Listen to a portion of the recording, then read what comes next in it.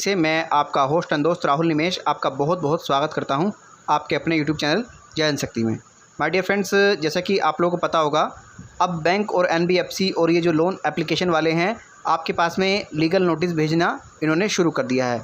ये बात आप अच्छे से जानते होंगे, क्योंकि देखिए मेरी एक मित्र हैं, इन्होंने आज मॉर्निंग में मुझे मैसेज भेजा कि सर मुझे क्रेडिट बी के द्वारा एक लीगल नोटिस भेजा गया है और मैं बहुत ज़्यादा परेशान हूँ। अब मैं क्या करूँ, मेरे पास में पैसे की पूरे तरीके से व्यवस्था नहीं है। कोई मुझे ऐसा सॉल्यूशन बताया जाए कि कैसे इनसे मैं अब फ़ाइट करूँ, कैसे मैं लड़ूँ, क्योंकि अब तो इन्होंने मेरे को लीगल नोटिस भेज ही दिया है। अब मुझे इनका पैसा हर हाल में वापस करना होगा। तो देखिए मैं आपको पहले तो एक बात बता देता हूँ। देखिए बैंक और एनबीएफसी या कोई भी ये लोन एप्लीकेशन है जो कि आरबीआई से ऑथराइज्ड हैं, ठीक है। अगर कोई आरबीआई से ऑथराइज्ड नहीं है तो वो बैंक या एनबीएफसी नहीं कहलाई जाएगी। आप इस बात का ध्यान रखें। देखिए जो आरबीआई ऑथराइज्ड हैं उनके पास में पूरा अधिकार है, वह लोन दे सकती हैं, क्योंकि उनको लोन देने का आरबीआई ने लाइसेंस दिया हुआ है, ठीक। अब जब वो लोन दे सकती हैं तो आपके ऊपर वह कानूनी कार्रवाई भी कर सकती हैं, क्योंकि जब वो लोन दे सकती हैं तो उनको अपने लोन की वापसी करने के लिए भी कुछ राइट्स दिए गए हैं। वो प्रॉपर तरीके से अपने राइट्स के अनुसार सारा प्रोसेस कर सकते हैं। ये बात आप भली भांति अच्छे तरीके से माइंड में गड़ा लीजिएगा, ठीक। अब बात आती है पैसा ना होने की। देखिए आप इनका पैसा क्यों नहीं दे पाए हैं। कुछ लोग इनका पैसा इसलिए नहीं दे पाए हैं क्योंकि आप लोग सभी जानते हैं कोविड के चलते सिचुएशन इतनी ख़राब हो गई कि व्यक्ति की जो अर्निंग है वो पूरे तरीके से ख़त्म हो गई। व्यक्ति के पास में कोई भी अर्निंग का स्रोत नहीं बचा, तो व्यक्ति पैसा कहाँ से दे।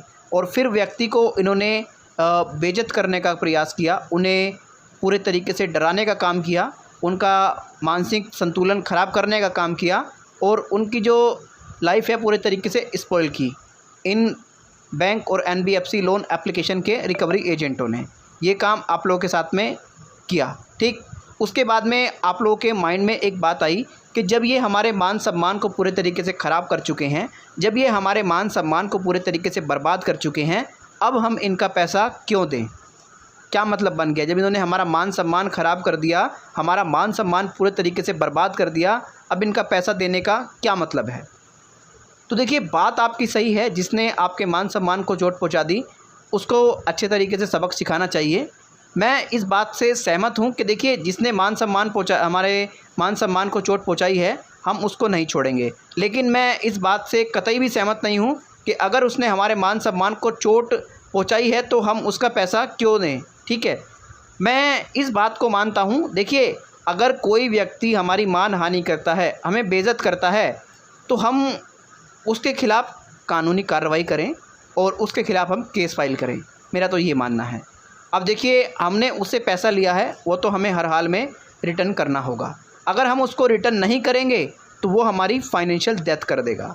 क्यों कर देगा, क्योंकि वो आरबीआई ऑथराइज्ड है और उसके पास में लोन देने के पूरे अधिकार हैं, तो लोन वापसी करने के भी पूरे अधिकार हैं। मतलब अपने लोन को वापसी कराने के भी उसके पास में पूरे अधिकार हैं। ये बात आप अच्छे तरीके से समझ जाइए। अब लड़ाई किस बात की है।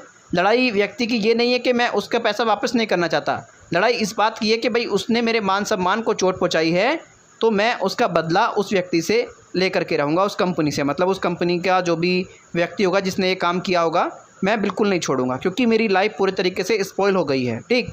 तो गाइज़ अब आपको इसमें क्या करना चाहिए। पहला तो मैं आपको सॉल्यूशन एक बताऊंगा। देखिए जिस भी आप बैंक और एनबीएफसी से लोन लेते हैं, पहले तो आप उस बैंक और एनबीएफसी को अपनी समस्या बताएं, उस एप्लीकेशन को अपनी समस्या बताएं कि देखिए मैं अपना पेमेंट करने में इस वजह से असमर्थ हूँ और मेरे साथ में इस आपके व्यक्ति ने, इस रिकवरी एजेंट ने इस तरीके से उत्पीड़न किया है, इस तरीके से मेरे को बेइज्जत किया है और इस तरीके से मेरे मान सम्मान को चोट पहुँचाई है। पूरे एविडेंस के साथ में आप इनको मेल कर सकते हैं, इनके नोडल ऑफिसर को मेल कर सकते हैं, इनको मेल कर सकते हैं अच्छे तरीके से, ठीक।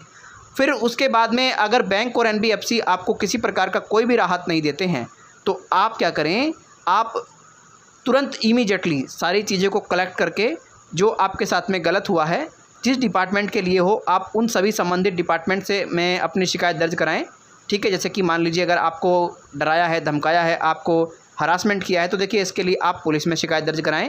और कंज्यूमर फोरम में भी आप जा सकते हैं कि इस तरीके से मतलब आपको परेशान किया गया है और आपके अधिकारों का उल्लंघन किया गया है। आप कंज्यूमर फोरम में भी जा कर के शिकायत दर्ज करा सकते हैं। क्योंकि देखिए आप अगर सिविल कोर्ट जाएंगे तो पूरे तरीके से बहुत एक समय लग जाएगा और आपको बहुत ज़्यादा दिक्कतों का सामना करना पड़ सकता है। इसीलिए आप एक कंज्यूमर कोर्ट का पूरे तरीके से प्रयोग कर सकते हैं। ये सर्विस कंज्यूमर कोर्ट की आपके लिए बहुत बेहतर हो सकती है। ठीक, दूसरी बात, अब जो बात आती है ये जो एप्लीकेशन वाले आपको लीगल नोटिस भेज रहे हैं, क्या ये फेक हैं क्या रियल है? देखिए मैं क्या कोई भी यूट्यूबर बगैर देखे या कोई भी अधिवक्ता बगैर देखे ये जानकारी आपको नहीं दे सकता कि नोटिस फेक है या रियल है। बट हाँ, हम आपको थोड़ा से ये हिंट ज़रूर बता सकते हैं कि उसको कैसे पहचाना जाए। देखिए अगर बैंक और NBFC कोई लीगल नोटिस भेजते हैं तो पहले मैं आपको बता दूं वो एक अधिवक्ता का नोटिस भेजा जाता है, जो मैं आपको बता देता हूं, जिसमें कि आपसे वो वार्तालाप करना चाहते हैं। इससे ज़्यादा कुछ नहीं, आपसे आपका कंसर्न जानना चाहते हैं वो। समझ गए आप? देखिए कोई भी लीगल नोटिस आपको ऐसे प्राप्त होता है तो ऐसे आप एकदम हाइपर मत होइए, आप ऐसे डरिए मत। आप अच्छे तरीके से जो आपकी समस्या है बैंक को आप रिटर्न में लिख करके दे दीजिए। ठीक है, अब बात करते हैं पहचान थोड़ी सी कैसे की जा सकती है। देखिए अगर आपके पास में कोई कोर्ट का नोटिस आता है तो देखिए बाय पोस्ट आपके घर पे आएगा और उस पर सत्यमेव जयते की स्टैंप लगी होगी। अगर कोई अधिवक्ता भी नोटिस आपको भेजते हैं तो ज़्यादातर आपको बाय पोस्ट ही भेजते हैं। ये जो व्हाट्सएप वगैरह के द्वारा नोटिस भेजे जाते हैं ज़्यादातर ये फेक पाए जाते हैं और आप इनको इग्नोर करें, आप इन पर ध्यान ना दें। ठीक है, और गाइज़ मैं आपको एक बात बता देता हूँ, लीगल नोटिस से आप इतना मत घबराइए, इतना टेंशन मत लीजिए। और बैंक और NBFC से या लोन एप्लीकेशन जो भी हैं आप उनसे वार्तालाप कीजिए, अच्छे तरीके से अपना जो कंसर्न है उन्हें बताइए। आपके पूरे तरीके से वह व्यक्ति हेल्प करने का प्रयास करेंगे। और जिनके मान सम्मान को चोट पहुंचा दी गई है पूरे तरीके से, मैं अभी भी कह रहा हूं वह कोर्ट का सहारा लें और कोर्ट के तहत इनके ऊपर एक कानूनी कार्रवाई करें, एक केस करें।